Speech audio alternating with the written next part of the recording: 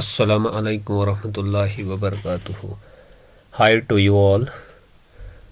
Today we are going to discuss exercise 3.1 class 6th. Right. Question number 1. Write all the factors of the following numbers. मैंने यहाँ exercise में part A, part B और part जी को लिया है, जिसको हम डिस्कस करेंगे और उसकी विजुअलाइजेशन भी करेंगे। तो इस वीडियो को पूरा देखिए ताकि आपको पूरी तरह से समझ आए कि हम वो फैक्टर को कैसे ढूंढें। तो वर्ड फैक्टर फिर से यहाँ पर आया। तो मैंने पहले वीडियो में भी आपको फैक्टर के बारे में बताया है, तो यहाँ मैं फिर आपको बताऊंगा। फिर जब हम फैक्टर ढूंढेंगे तो उसकी विजुअलाइजेशन भी करेंगे कि एक्चुअली में हम फैक्टर के साथ क्या डील कर सकते, कैसे हम विजुअलाइज करें उसको। तो फैक्टर क्या होता है? फैक्टर किसी भी नंबर को एग्जैक्टली डिवाइड करता है। जैसे हमारे पास 4 है, 4 डिवाइड 2, इसका मतलब 4 डिवाइड 2 का क्या मतलब हुआ कि 4 मेरे पास मान लो कोई चीज़ है, बिस्किट्स हैं, कोई टॉफ़ीज़ हैं, कोई भी चीज़ है जो मैंने 2 बच्चों में मान लो तकसीम करना है, 2 बच्चों को देना है। तो 2 1 जार 2, 2 2 जार होता है 4। तो यहाँ आप देख सकते हो कि मेरे पास रिमाइंडर 0 बचा। इसका मतलब 2 4 को एग्जैक्टली डिवाइड करता है। मैं 2 वो बिस्किट के पैकेट 2 बच्चों को 2 दे सकता हूँ। तो एग्जैक्टली मैं दे सकता हूँ, तो रिमाइंडर मेरे पास कुछ नहीं बचेगा। इसका मतलब 2 4 का फैक्टर है। अब मैं एग्जांपल यहाँ लेता हूँ, एक दूसरी मैं एग्जांपल लेता हूँ। मान लो मेरे पास 5 डिवाइड 2। अब मेरे पास 5 बिस्किट है जो 2 में तकसीम करने हैं। तो क्या मैं एग्जैक्टली कर पाऊँगा? 2 1 जार 2, 2 2 जार होता है 4। तो यहाँ माइनस, जब 5 में से -4 जाएगा तो बचेगा 1। इसका मतलब रिमाइंडर यहाँ 1 बचा। तो मैं 2 तो दे सकता हूँ, 2 बिस्कुट 2 बच्चों को दे सकता हूँ, लेकिन 1 बिस्कुट का पैकेट मुझे बच जाएगा। तो जो मैं एग्जैक्टली डिवाइड नहीं कर पाऊँगा, पॉइंट्स में कर पाऊँगा, खोल के वो पॉइंट्स में जाएगा। तो पॉइंट्स में नहीं जाना चाहिए, वो फैक्टर नहीं होता है, उसको हम फैक्टर नहीं कहेंगे। डिवाइड अलग है, फैक्टर अलग है। तो इसका मतलब 2 एग्जैक्टली 5 को डिवाइड नहीं कर रहा है। तो 2 इज नॉट फैक्टर ऑफ 5। इसका मतलब 2 5 का फैक्टर नहीं है। तो इसी तरह हम अब जो एक्सरसाइज में जो पार्ट 1 है, सबसे पहले हम इसके फैक्टर ढूंढेंगे, फिर उसके बाद हम अरेंजमेंट करेंगे, लिस्ट उनके फैक्टर्स की लिस्ट बनाएंगे, फिर विजुअलाइजेशन भी करेंगे। तो सबसे पहले मैं 24 के फैक्टर ढूंढने हैं। तो हम असेंडिंग ऑर्डर में ढूंढ सकते हैं और ऑर्डर में भी ढूंढ सकते हैं, डिसऑर्डर में भी ढूंढ सकते हैं। वो क्या मैं बोल रहा हूँ, जैसे कि 3 8 जार होता है 24। तो यहाँ पर मैंने सीधा 3 के साथ ढूंढा। ये दोनों फैक्टर हैं, लेकिन मैंने 2 को मिस किया, 1 को मिस किया। तो अगर हम असेंडिंग ऑर्डर में ढूंढेंगे, नीचे से ढूंढेंगे ताकि हमें आसानी हो जाएगी, तो हम क्या करेंगे, असेंडिंग ऑर्डर में ढूंढेंगे। तो सबसे पहले मैं 1 से स्टार्ट करता हूँ। तो 1 इंटू 24 इज इक्वल टू 24। तो मैंने आपको पहले ही बोला है, जब हम किसी नंबर को आपस में मल्टीप्लाई करते हैं तो हमें प्रोडक्ट मिलता है। जब नंबर्स को हम आपस में मल्टीप्लाई करते हैं तो हमें जो मल्टीप्लाई करके मिलता है वो उसको हम प्रोडक्ट कहते हैं। तो जो प्रोडक्ट होता है, जिन नंबरों से हमने मल्टीप्लाई करके वो प्रोडक्ट हासिल किया है, तो वो सारे नंबर उसके फैक्टर होते हैं। तो यहाँ आप क्लियरली देख सकते हो कि ये दोनों इसके क्या होंगे, फैक्टर होंगे, 24 के फैक्टर होंगे। तो हम यहाँ राइट करेंगे इनको फैक्टर्स। 1 और 24 जो है वो 24 के फैक्टर हैं। इसी तरह अब 2, अब असेंडिंग ऑर्डर सेकंड नंबर कौन सा है हमारे पास 2, तो 2 से देखते हैं 2 9 2 12 जार होता है 2 12 जार 24। अब आप देख सकते हो कि प्रोडक्ट हमें इन दो से मिला, इसका मतलब दोनों इसके क्या हैं फैक्टर हैं। तो अब इनको राइट डाउन कर सकते हैं हम कि हमारे पास दो और फैक्टर मिले हमें यहाँ पे, वो कौन कौन से मिले 2 12। इसी तरह अब 3 को देखते हैं, 3 से देखते हैं 3 8 जार होता है 24। तो अभी आपने देखा कि ये दोनों इसके क्या होंगे फैक्टर होंगे, तो दो और हमें मिल गए। तो वो दो फैक्टर और जो मिले वो उनको भी हम राइट डाउन करते हैं 3 और 8। इसी तरह हम अब 4 को देखते हैं, 4 से होता है 24 की नहीं, 4 6 जार होता है 24। इसका मतलब ये दोनों इसके फैक्टर, क्योंकि ये हमें मल्टीप्लाई करके प्रोडक्ट मिला, तो अगर ये प्रोडक्ट इनका है तो ये दोनों इसके फैक्टर हैं। तो ये दोनों हम राइट डाउन करते हैं 4 6। इसी तरह हम 5 को देखेंगे। अब 5 का टेबल हम पढ़ेंगे, 5 1 jar 5, 5 2 jar 10, 5 3 jar 15, 5 4 jar 20, 5 5 jar 25। इसका मतलब वो ऊपर गया 25, 5 5 जार 25 आ रहा है, 5 4 जार 20 आ रहा है और 5 5 जार 25 आ रहा है। इसका मतलब हम प्रोडक्ट नहीं कर पा रहे हैं 5 से 24 को, तो 5 नहीं है, फिर 5 जो है वो फैक्टर नहीं है। अब अगर 5 नहीं है तो 6 हमने ऑलरेडी यहाँ लिया है, तो 7 देखते हैं, 7 भी नहीं है। आप देख सकते हो 8 हमने ऑलरेडी यहाँ पर लिया है, 9 भी नहीं है, 10 भी नहीं है, 11 नहीं है, 12 हमने लिया है। इसी तरह 13 अगर देखोगे आप, अब 12 13 को देखोगे नहीं है, 15 14, अब जितने भी नंबर हैं वो 24 के फैक्टर नहीं है।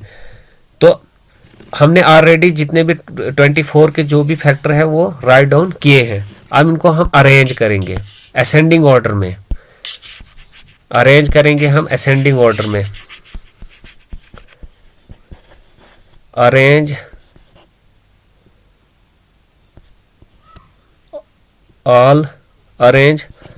all factors of 24 in ascending order, ascending order में करेंगे नीचे से ऊपर। असेंडिंग ऑर्डर क्या होता है नीचे से ऊपर। तो सबसे पहले हम सबसे छोटा नंबर लिखेंगे, असेंडिंग ऑर्डर में हम सबसे छोटा नंबर लिखेंगे क्योंकि नीचे से ऊपर जाना हमने। तो सबसे पहले 1 आएगा, फिर हमारे पास 2 भी आएगा, फिर हमारे पास 3 आएगा, फिर हमारे पास 4 आएगा, फिर हमारे पास 6 आएगा, फिर हमारे पास आप देख सकते हो 8 आएगा, फिर 12 आएगा, फिर 24 आएगा। तो ये हमने अरेंज किया असेंडिंग ऑर्डर में। ये सारे जो हैं वो 24 के फैक्टर्स हैं। तो आप ये यहां लिख सकते हो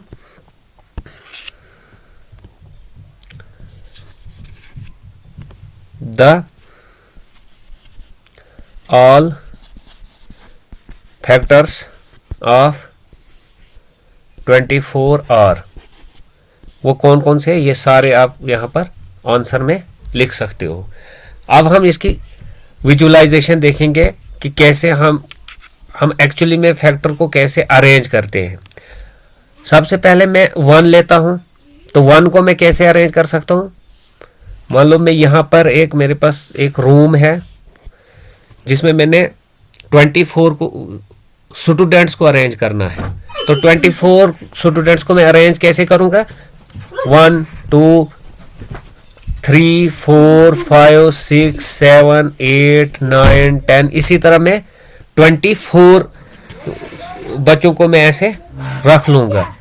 तो इट रिप्रेजेंट, ये क्या रिप्रेजेंट करेगा, रिप्रेजेंट RESENT, इससे हमें क्या रिप्रेजेंट होगा, ये रिप्रेजेंट होगा तो नंबर ऑफ रोज कितने बनाऊंगा मैं, नंबर ऑफ रोज कितने बनेंगे, रो जो है रोज कितने होंगे